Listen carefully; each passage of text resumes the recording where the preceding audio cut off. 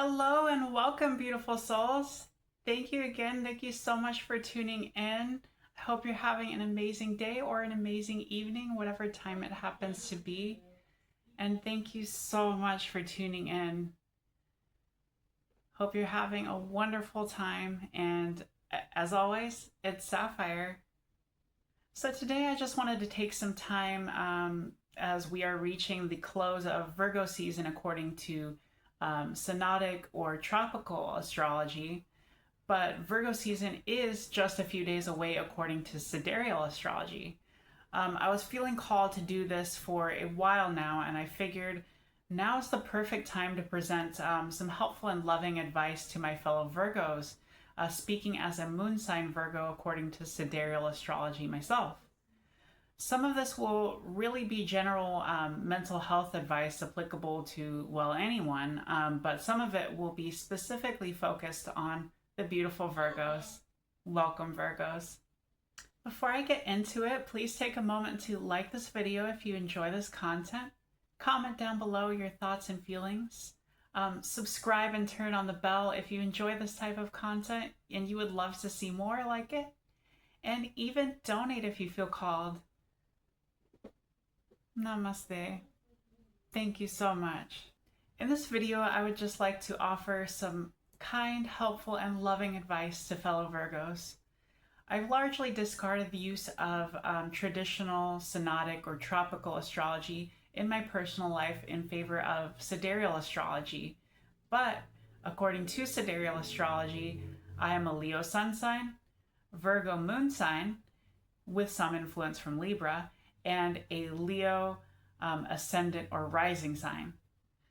Given that Virgo is my moon sign and thus more connected to my shadow side, it is something that I have struggled with for a long time.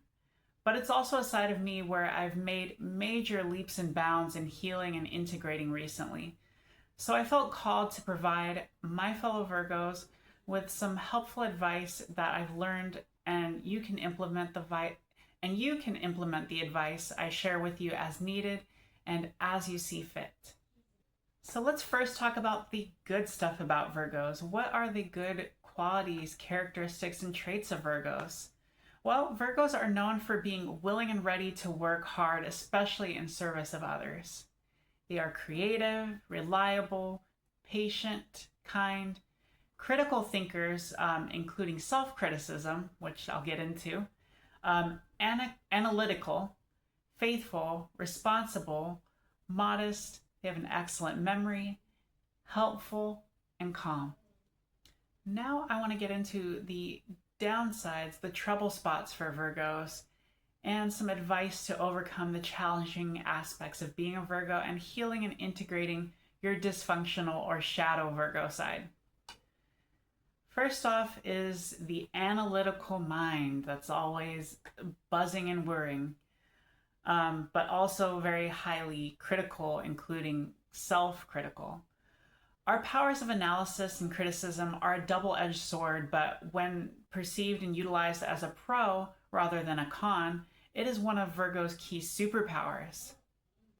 Unfortunately, this analytical ability is so often used to tear ourselves down and judge others too hastily and stay stuck and mired in fears, worries, doubts, and all that could go wrong. And especially nowadays with the oversaturation of social media and the never-ceasing news cycle filled with fear, propaganda, and all that's going wrong in the world, rather than the good stories, it's hard not for people in general, but especially dysfunctional Virgos, to become sucked into the doom and gloom.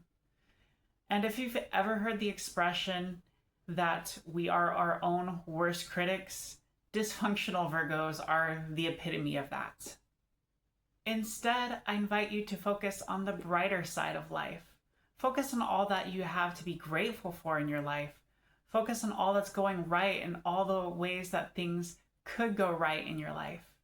And focus on all the ways that things could keep going right and keep getting better in your life. Detach from social media and sensational and negative news as best you can. Dopamine detoxing is your friend. Focus on all the abundant opportunities and possibilities in your life and the exhilarating adventures to come in your future. I also highly recommend decluttering both your physical and mental space and moving into a more conscious, mindful, and positive and kind state with walks or hikes in nature or just outdoors, exercise, yoga, meditation, positive affirmations, and motivational videos. Start speaking more kindly about yourself and others.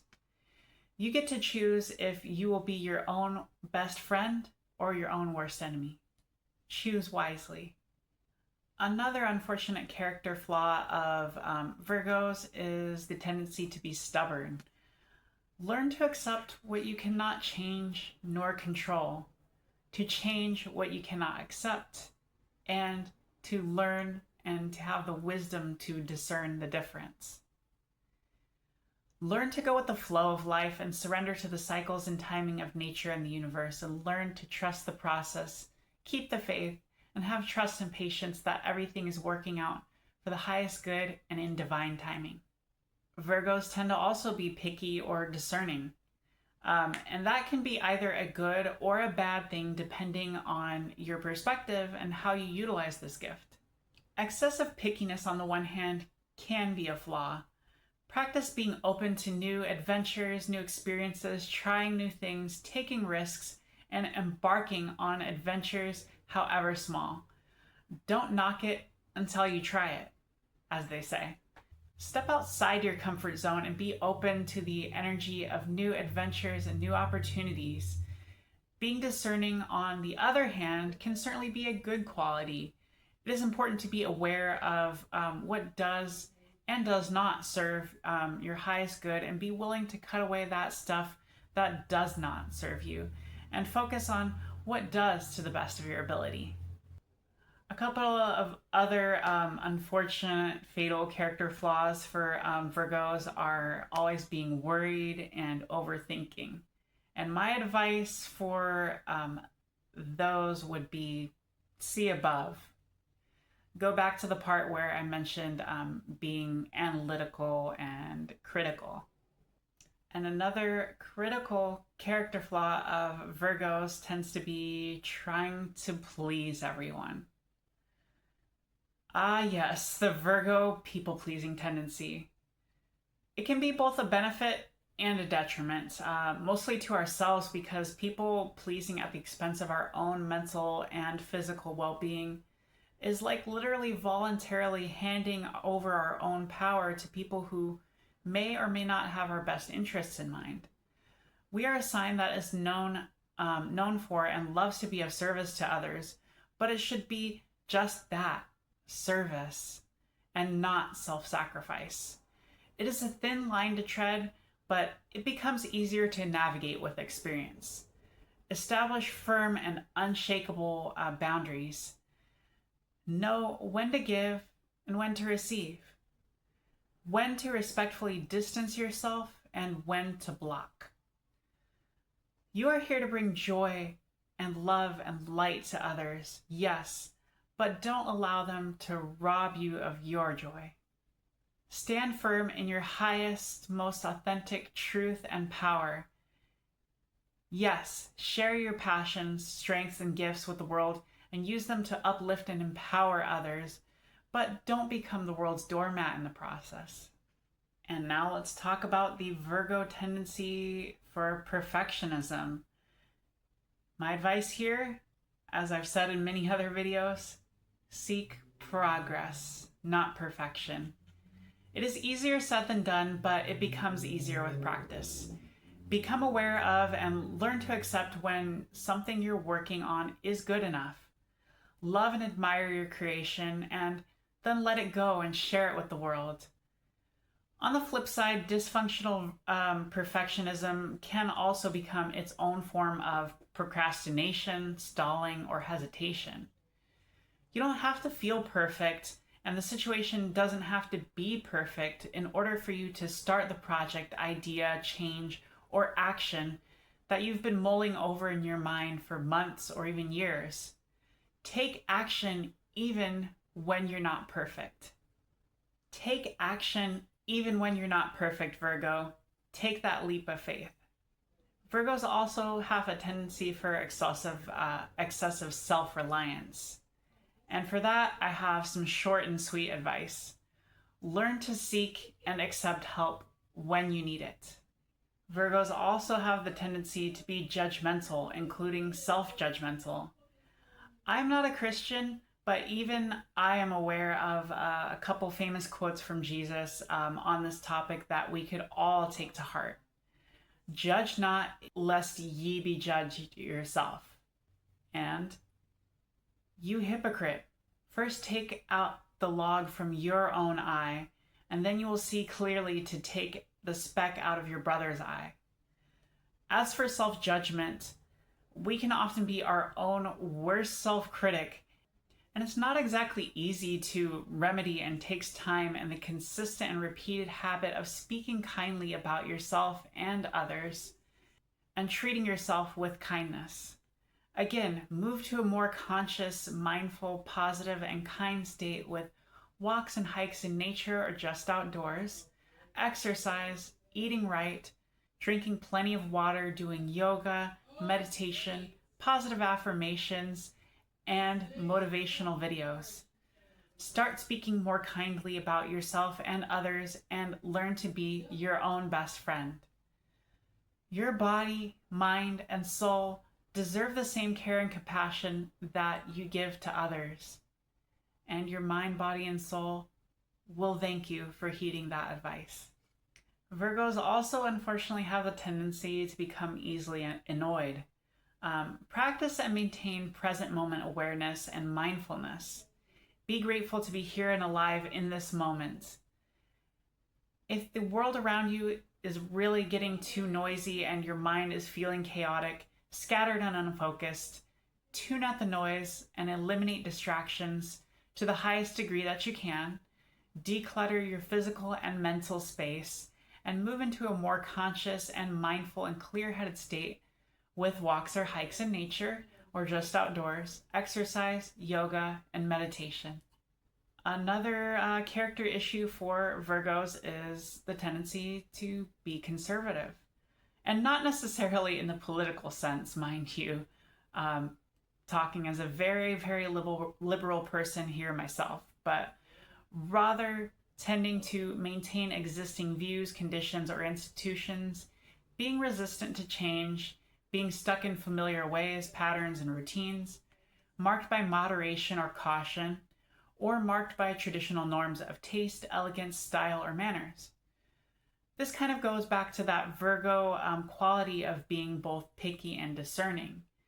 If you have a routine or mode of being that is truly working well for you and serving you well, kudos to you and keep doing what you're doing. If it ain't broke, don't fix it. But whether what you're doing is working or not, still be willing to challenge your firmly held beliefs from time to time.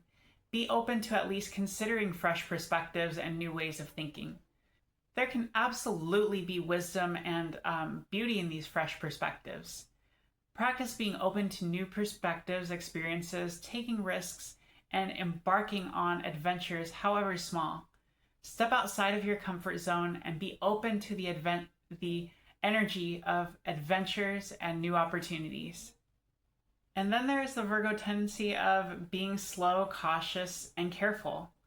As they say, slow and steady wins the race, in reference to the Aesop fable where the tortoise beats the hare by just going slow, steady, and persistent, while the hare sprinted with all the speed and energy he could muster, only to become exhausted, take a nap, and be passed by the tortoise. So being slow is not necessarily a bad thing. However, it is equally important to live your life with at least some sense of urgency. I do believe in reincarnation, but we only have a finite time here in this life. We only get one go around in this particular life. So make the most of it. Don't burn yourself out by burning the candle at both ends. Take care of your physical, mental, emotional, and spiritual health, but also don't let your life pass you by. Life won't wait for you.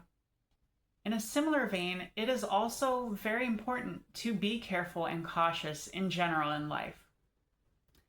We wouldn't have survived and thrived as long as we have as a species if we were not sober and aware of the grave dangers around us and avoided them.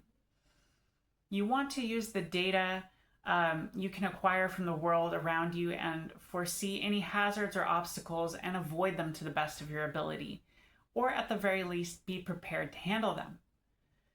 At the same time, challenges and obstacles are just a part of life and can never be fully avoided, nor should they be. You should also use the data and resources around you to take calculated risks rather than either avoiding risks altogether on the one hand or stumbling blindly into an uncertain future on the other hand. For it is through the risks that we take, the failures we make, and the challenges and obstacles we face that we are able to learn and grow. Also remember that, for the most part, the world and the universe is not out to get you. Caution is important, yes, but not so much caution that you become paralyzed with inaction. Be aware and respond, but don't be overly reactive or constantly overly cautious or hyper vigilant. Yes, potential adversaries and dangers are out there, and for some of us more than others, unfortunately, based on our individual situations and circumstances. However, many actual and potential friends and opportunities are also out there. The universe responds to frequency and vibration. If you're coming at it from a lens of fear, worry, and scarcity, that will become your reality. You will see more of that lack and limitation. If you're instead coming at it from a lens of love, joy, gratitude, and abundance, potential friendships, partnerships, opportunities, and infinite abundance, more of that will eventually find you. As Einstein himself said, a man of science and reason no less, he said the most important decision we make is whether we believe we live in a friendly or hostile universe. Which universe do you choose to live in? And with that, lovely souls, I'd like to kindly bid you an adieu. And I hope you'll have an amazing rest of your day and a wonderful rest of your life and your evening. As always, thank you so much for tuning in. Namaste. Blessed be everyone. Take care.